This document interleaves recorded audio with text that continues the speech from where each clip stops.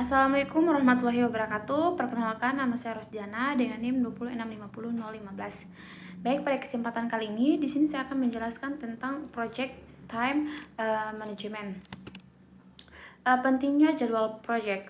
Yang pertama, menyelesaikan proyek tepat waktu sebagai salah satu tantangan terbesar mereka.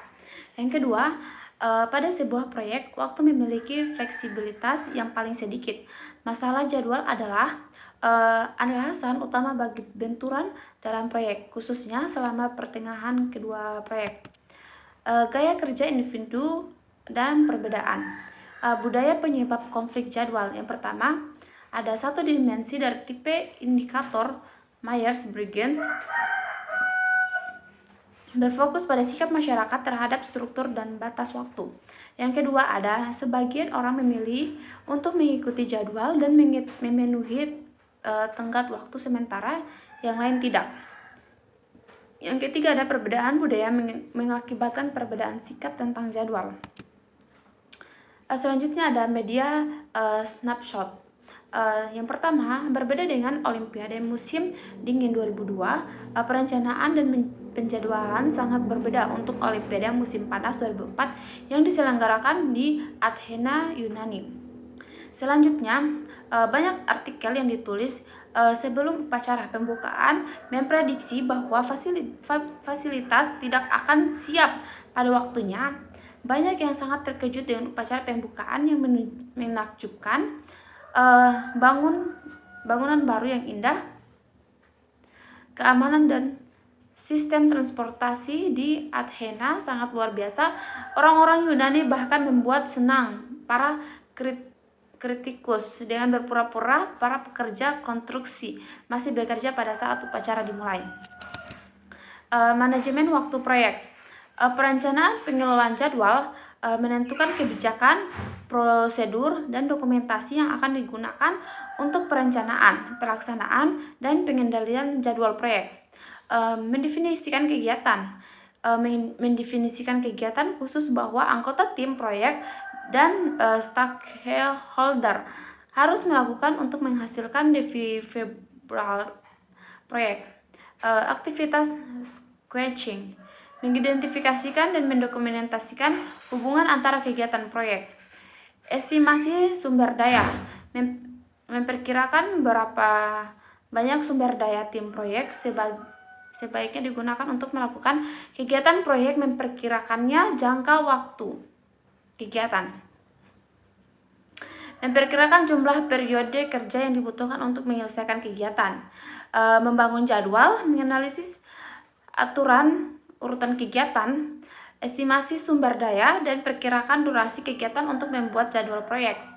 Selanjutnya, mengontrol jadwal, mengendalikan dan mengelola perubahan proyek jadwal. Kemudian ini adalah ringkasan manajemen waktu proyek.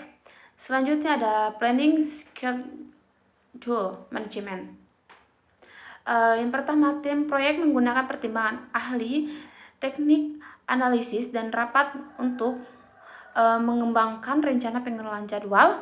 Selanjutnya, yang kedua, sebuah rencana pengelolaan jadwal meliputi yang pertama mengembangkan model jadwal proyek, yang kedua ada metodologi penjadwalan, yang ketiga ada tingkat akurasi dan satuan ukuran, yang keempat ada ambang batas kendali, yang kelima ada aturan pengukuran kinerja, yang keenam ada format pelapor, dan yang terakhir ada deskripsi proses. Selanjutnya ada mendefinisikan aktivitas.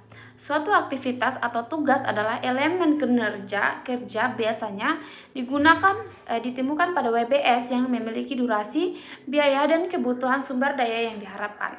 Definisi aktivitas melibatkan pembuatan WBS yang lebih rinci serta penjelasannya untuk memahami semua pekerjaan yang harus dilakukan sehingga kita dapat membuat perkiraan biaya dan durasi yang realistis.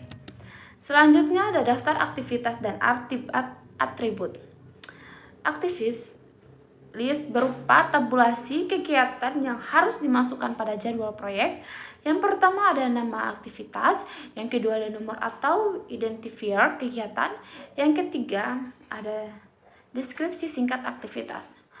Atribut aktivitas memberikan informasi lebih lanjut seperti pendahuluan, penerus, hubungan logis, kebutuhan sumber daya, kendala, tanggal, dan asumsi yang berkaitan dengan kegiatan. Selanjutnya ada milestones.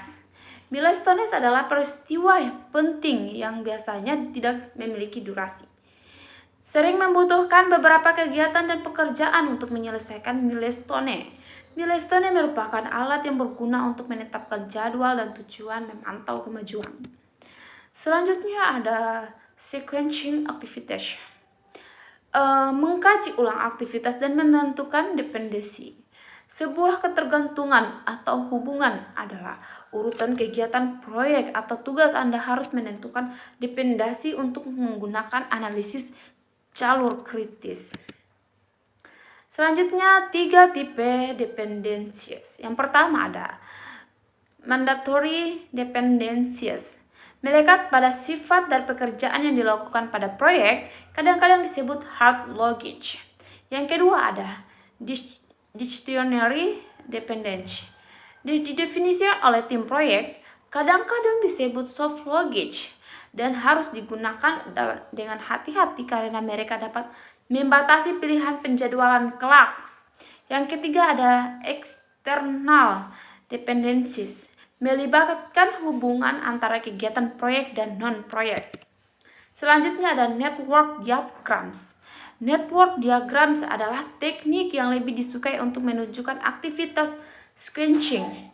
Network diagram adalah tampilan skematis dan relatif logis antara atau urutan aktivitas proyek. Selanjutnya ini adalah contoh network diagram proyek X. Selanjutnya ada arrow diagramic method atau ADM. Seringkali disebut activity on arrow atau AOA, network diagrams. Aktivitas digambarkan dengan panah. Nodes atau lingkaran adalah awal dan titik akhir dari aktivitas. Hanya dapat menampilkan dependensi finish to start. Selanjutnya ada proses membuat diagram AOA. Cari semua kegiatan yang dimulai pada node 1. Gambarkan node finishnya dan tarik panah antara node 1 dan node-node berikutnya. Masukkan nama dan durasi estimasi kegiatan pada panah yang sesuai. Menggambarkan diagram network dari kiri ke kanan, carilah brush dan tabungan. Brush terjadi ketika sebuah node tunggal diikuti oleh 2 atau lebih aktivitas. Precedence diagramming method atau PDM. Aktivitas digambarkan dengan kotak, panah menggambarkan dengan relasi antar aktivitas. Lebih populer daripada metode ADM dan digunakan oleh perangkat lunak manajemen proyek.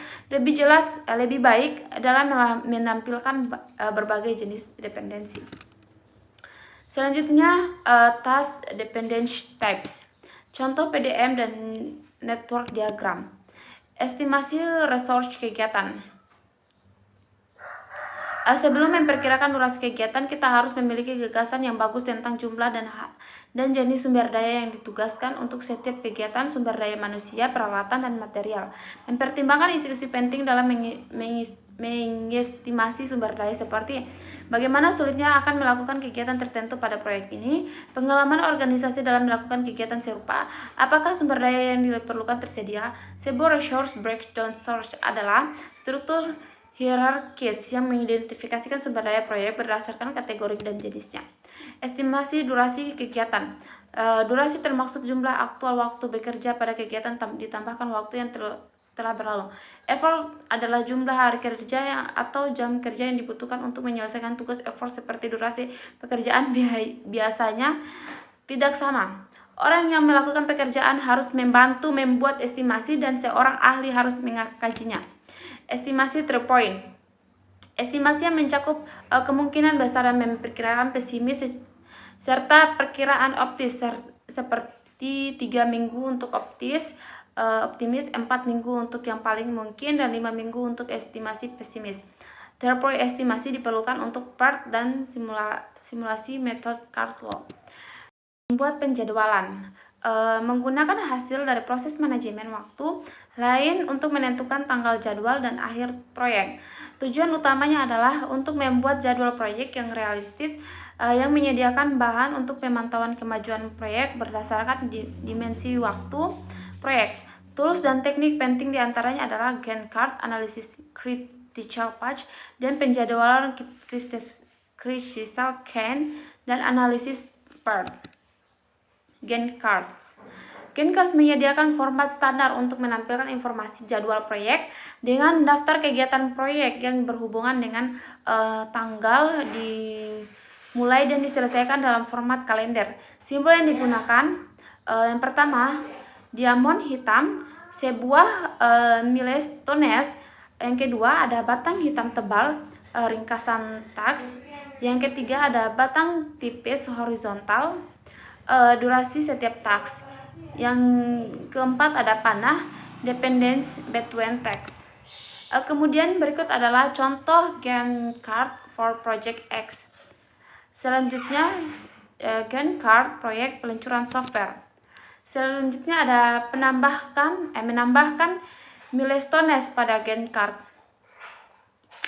Banyak orang yang ingin fokus pada pencapaian milestone, terutama untuk proyek-proyek besar.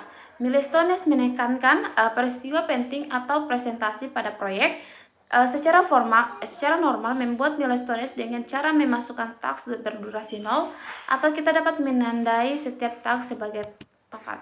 Kemudian ada smart ceria, milestones haru, spesifik, measurable, assignable, realistic, time format.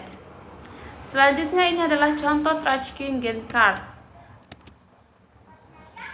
Mungkin itu saja yang dapat saya sampaikan. Apabila ada kesalahan atau kekurangan, mohon dimaafkan. Saya akhiri dengan ucapan wabillahi taufiq wal hidayah. Wassalamualaikum warahmatullahi wabarakatuh.